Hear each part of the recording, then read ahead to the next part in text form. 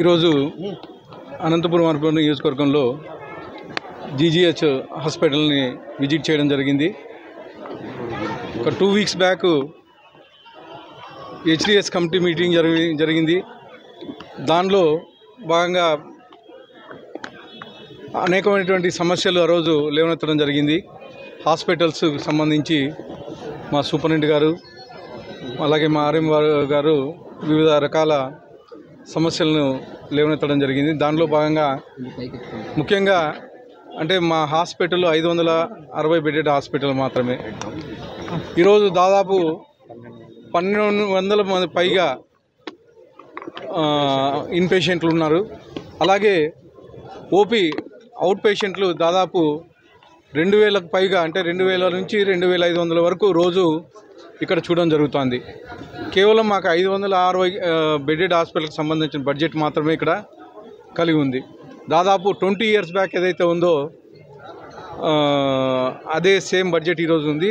దీన్ని దృష్టిలో పెట్టుకొని మా తెలుగుదేశం ప్రభుత్వం వచ్చిన తర్వాత ఇమ్మీడియట్గా మా ఆరోగ్య శాఖ మంత్రి సత్యకుమార్ యాదవ్ గారికి, అలాగే మా ముఖ్యమంత్రి వర్యులు నారా చంద్రబాబు నాయుడు గారికి కానీ ఈ ప్రపోజల్స్ 560 బెడెడ్ హాస్పిటల్ నుంచి 1200కి పెంచమని చెప్పేసి కోరడం జరిగింది. దానిలో భాగంగా మొన్న హెచ్డిఎస్ కమిటీ మీటింగ్లో కానీ కలెక్టర్ గారికి కానీ రిక్వెస్ట్ చేయడం జరిగింది. నిజంగానే దేనికంటే ఆర్డిటి హాస్పిటల్స్ కానీ ఆల్మోస్ట్ ఆల్ క్లోజ్ అయ్యే పరిస్థితిలో ఉంది. ఈరోజు అక్కడ ఉండే తాకిడి కానీ, ఆర్డిటి హాస్పిటల్ తాకిడి కానీ ఈరోజు మా జీజీహెచ్ హాస్పిటల్ మీద పడుతూ ఉంది. ముఖ్యంగా ఆ ఎఫెక్ట్ మెడిసిన్స్ మీద అయితేమి, అలాగే ఇన్ పేషెంట్స్ మీద అయితేమి బాగా ఎక్కువగా ఉంది. దాన్ని అబ్జర్వ్ చేయడానికి చెప్పేసి ఈరోజు ఇక్కడికి రావడం జరిగింది. అలాగే డాక్టర్స్ ఇన్ టైంలో వస్తున్నారా లేదా ఇవన్నీ ఈరోజు, అలాగే ఓపీలు కరెక్ట్ జరుగుతున్నాయి లేదా అని ఇవన్నీ విజిట్ చేయడం జరిగింది. అన్నీ సంతృప్తికరంగానే ఉన్నాయి. ముఖ్యంగా మా సూపరింటెండెంట్ గారు, కొత్త సూపరింటెండెంట్ గారు వచ్చిన తర్వాత హాస్పిటల్ మీద ఇంకా కాన్సన్ట్రేషన్ పెరిగింది.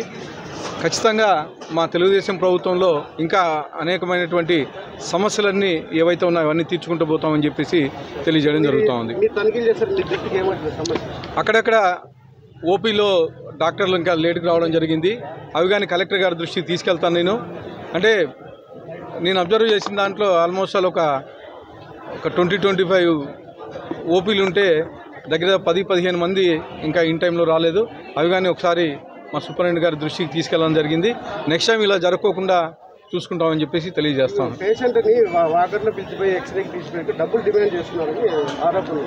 అది కానీ ఎంక్వైరీ చేయడం జరిగింది. ఖచ్చితంగా అలా ఎవరైనా చేస్తే సూపరింటెండెంట్ గారు చర్యలు తీసుకుంటారు. వాళ్ళని కానీ నోటీస్ ఇచ్చేసి సస్పెండ్ చేయడం కానీ జరుగుతుందని చెప్పేసి తెలియజేస్తాం.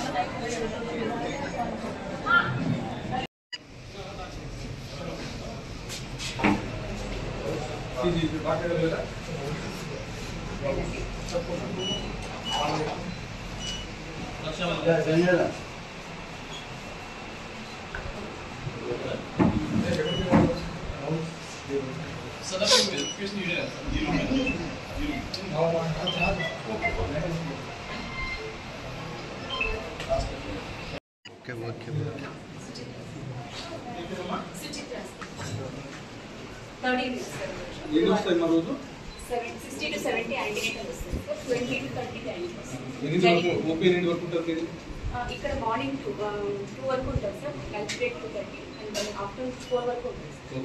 4 వరకు 70 వస్తాయి. రిపోర్ట్స్ వస్తాయి sir. On and average daily వస్తాయి. అంతే సార్, ఇక్కడ 70 అక్కడ 20, 90 to 100. 92. yes yes ఇక్కడ ప్రెగ్నెంట్ సార్, అక్కడ ప్రైవేట్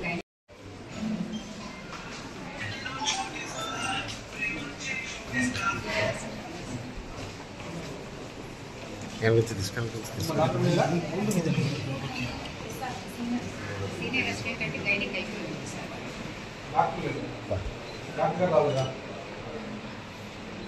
పెద్దయినా కాసేపు పెద్దయినా గైనకాలజిస్ట్ సార్. ఎస్ఆర్ అంటే ఈక్వల్ టు అసిస్టెంట్ కిందకి వస్తారు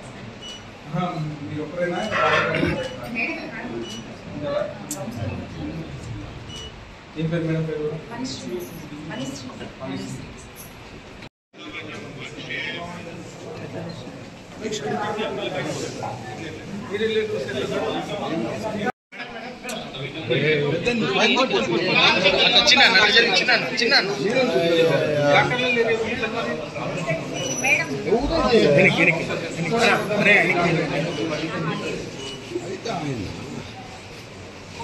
డాక్టర్లు చెప్తారు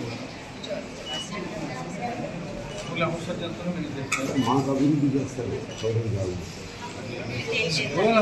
రోజు పేపర్లు లాస్ట్ 1 month నుంచి రోజు రాదు.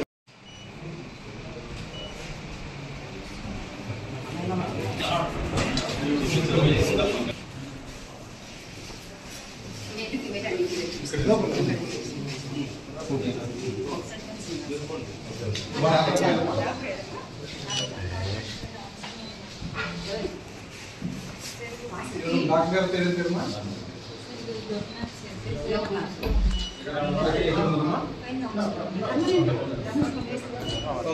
ఓపీ టైం కదా ఇప్పుడు కొంచెం మీరు పీజీ స్టూడెంట్సా? అవును సార్.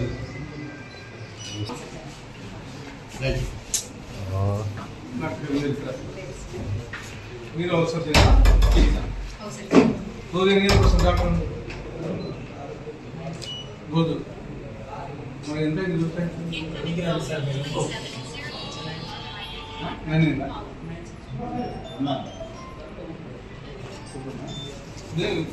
కరెక్ట్గా చెప్పాలి.